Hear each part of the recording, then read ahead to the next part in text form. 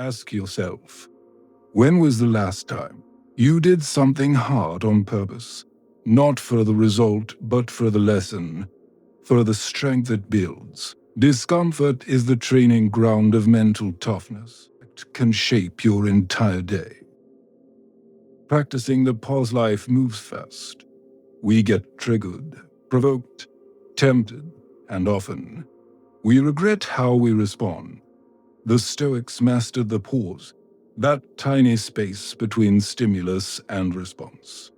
It's where your power lives.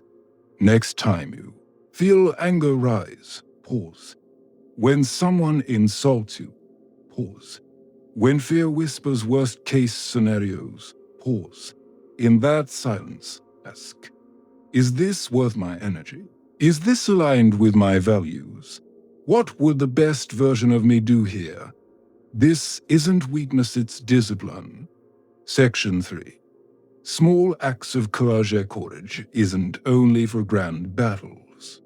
It lives in everyday choices, speaking the truth when lying would be easier, setting boundaries when people-pleasing feels safer, trying again after you failed. Seneca said, sometimes even to live is an act of courage. What would happen if you practiced courage daily, even in tiny ways? Remember, it's not about feeling ready. It's about acting even when you're afraid. Section 4. Radical honesty. Stoics prize truth. But honesty isn't just about what you say to others, it's about what you admit to yourself. Where are you lying to protect your ego? Where do you blame others instead of taking responsibility? Where do you pretend everything's fine when you need help?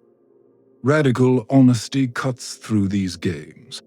It's uncomfortable, but it's freeing. Because when you see things clearly, you can act clearly. This is the foundation of wisdom. Section 5. Embracing simplicity. Modern life is noisy. Endless notifications, constant marketing, the pressure to want more. But the Stoics sought simplicity. They asked, what is essential? What truly matters? Seneca practiced voluntary discomfort, sleeping on the floor, eating simple meals to remind himself, none of this defines me. You don't need to go to extremes, but you can choose less over more. Silence over noise, presence over distraction. This isn't self-denial. It's self-mastery. Section 6. Reflection. Days. And Marcus Aurelius didn't just set intentions. In the morning, he reviewed his actions. At night, he'd ask himself, where did I act with virtue? Where did I fail? How can I do better tomorrow? This isn't about shaming yourself. It's about growth. Imagine what would change if you ended each day with this practice. No excuses, no blame. Section 7. Service to others. Stoicism isn't selfish. It's deeply social. Marcus Aurelius reminded himself, we were born for cooperation, justice. One of the cardinal virtues is about treating others fairly even when it's hard. You want to be stoic, be kind, help someone without expecting credit, listen fully, show up for people. Because true strength isn't dominating others, it's uplifting them. That's the Stoic way. Section 8. Accepting imperfection. You will fail. You will fall short of your ideals. So did Marcus Aurelius. So did every philosopher you admire. But they didn't quit. They got back up. They practiced again. Perfection isn't the goal. Practice is. Progress is. Being a little wiser, a little calmer, a little braver today than yesterday.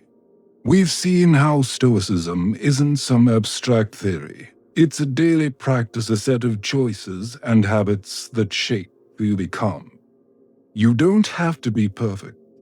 You just have to keep going. But before we close this journey, there's one more step. On page 5, we'll weave it all together. We'll step back and see the big picture, a final reflection on what it means to live these ideas and how they can transform your life. Get ready to step fully into the Stoic path. Let's keep going. The grand reflection, the Stoic path for a life. Here we are at the end of this journey together. But in truth, it's not an end at all, it's a new beginning. We've walked through the tests of life, the storms and the quiet moments, the tiny choices that define our character. We've talked about intention, courage, wisdom, justice, temperance. We've seen that Stoicism isn't a philosophy for the ivory tower. It's for real life, for you and me, here and now. So let's step back and reflect. What does it really mean to live this way? The call to stillness. Imagine standing at the edge of a busy street, cars racing by, honking horns, people shouting. It's chaos. But then you step back. You find a quiet bench. You watch it all with calm. This is the Stoic practice of stillness. It doesn't mean you run away from life. It means you face it without losing yourself. When you pause, when you reflect, when you choose your response, you reclaim your freedom, because no one can control your mind, only you can.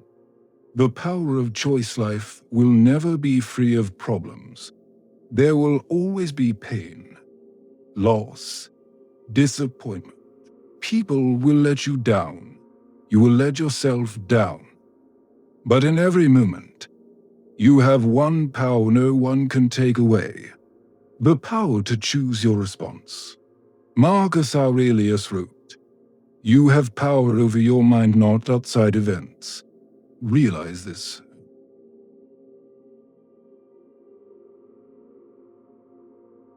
You will find strength when you embrace that.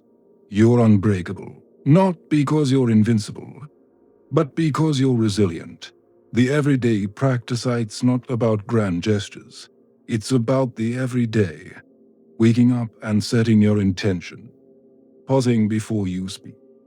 Choosing honesty even when it's hard. Helping others without expecting praise. Reflecting each night, not to punish yourself, but to grow. Seneca said, "As long as you live, keep learning how to live." That's the work. That's the path. Not perfection, but practice. Not rigid rules, but living wisdom.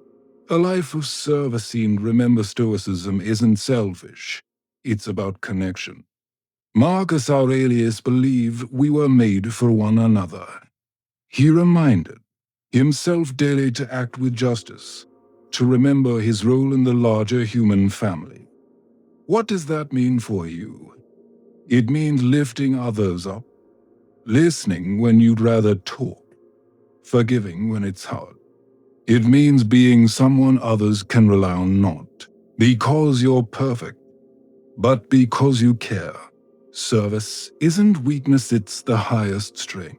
Embracing that. It talked about Amma 40, loving your feet. It's one of the hardest Stoic lessons, accepting not just what you choose, but what life chose for you. Not with resentment, but with grace. It doesn't mean giving up. It means saying, "I will make use of this. I will find meaning in this. I will grow from this." That's how you become unbreakable. Not by avoiding pain, but by transforming it. The Stoic mindset in a modern world. Today's world is noisy, fast, overstimulated. We're sold fear and anger for clicks. We're told to want more, do more, be more. But the Stoic says, be still, be enough. Be present. It's countercultural. It's rebellious. It's freedom. Because when you stop chasing what doesn't matter, you have room for what does. Your values, your relationships, your peace. The final invitation, so here's the invitation. Not to memorize Stoic quotes. Not to look wise on social media. But to live it, to choose calm over chaos, reflection over reaction, kindness over cruelty, to wake up every day and say, I will practice, I will try, I will become, not for others, but for yourself, for the people you love, for the world that needs you. Because when you change yourself, you change everything around you.